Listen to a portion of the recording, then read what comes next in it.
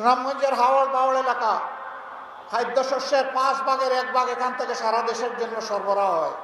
সেই এলাকা অবহেলিত, বাঁধ ভেঙে যায়, ইঁদুরে নাকি বাঁধ কেটে দেয়। ইঁদুরে বাঁধ কাটে কি জন্য? ওই যে ইঁদুরগুলো বাঁধের টাকা পেটের ভিতরে ঢুকিয়ে ফেলেছে, ওদের জন্য বাঁধ কাটে।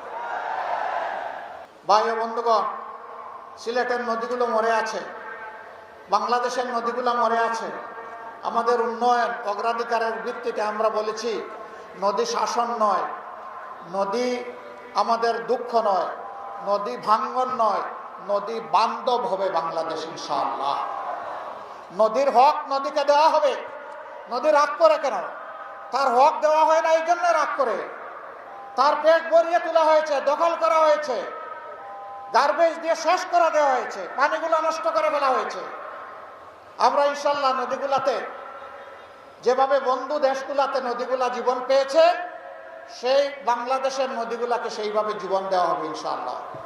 সুরমা কুশিয়ারা বইয়ের পাতায় যেন না থাকে, বাস্তবে যেন পাওয়া যায়, সেই সুরমা কুশিয়ারা বানানো হবে ইনশাআল্লাহ। সুনামগঞ্জের হাওড় বাওড় এলাকা খাদ্যশস্যের 5 ভাগের 1 ভাগ এখান থেকে সারা দেশের জন্য সরবরাহ হয়। সেই এলাকা অবহেলিত, বাঁধ ভেঙে যায়, ইঁদুরে নাকি বাঁধ কেটে দেয়। ইঁদুরে বাঁধ কাটে কি জন্য?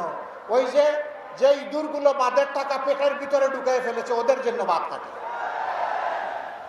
ওই ইঁদুর আর ওখানে আর বাঁধ কাটার সুযোগ পাবে না, পেটের ভিতরে আর টাকা ঢুকাইতে পারবে না। এই সমস্ত জিনিসের দিকে ইনশাল্লাহ অবশ্যই অ্যাটেনশন দেব। বাংলাদেশের যে জায়গা কৃষি প্রধান, যেখানে জলজ সম্পদ, কৃষি সম্পদ বেশি, সেই এলাকায় ইনশাআল্লাহ আমরা একটা কৃষি শিল্পের রাজধানী হিসেবে গড়ে তুলব। কৃষকদের হাতে আমরা অর্থবহ সরঞ্জাম তুলে দেব, কম পরিশ্রমে তারা যাতে বেশি আয় করতে পারেন। আবার কৃষি পণ্যের সংরক্ষণ এবং বাজারজাত নিশ্চিতকরণে সরকার তার গুরু দায়িত্ব ইনশাআল্লাহ পালন করবে। মাঝিদের হাতে জাল দেয়া হবে, নামে মাঝি কিন্তু কাজে পাজি। মাঝিদের জেলেদের নামে বিলগুলা কারা নেয় আমরা সব জানি। আগামীতে এই সমস্ত দুর্নীতির রুট এবং মূল আমরা কেটে দেবো ইনশাআল্লাহ। জাল যার জলা তার, সেই পাবে ইনশাআল্লাহ।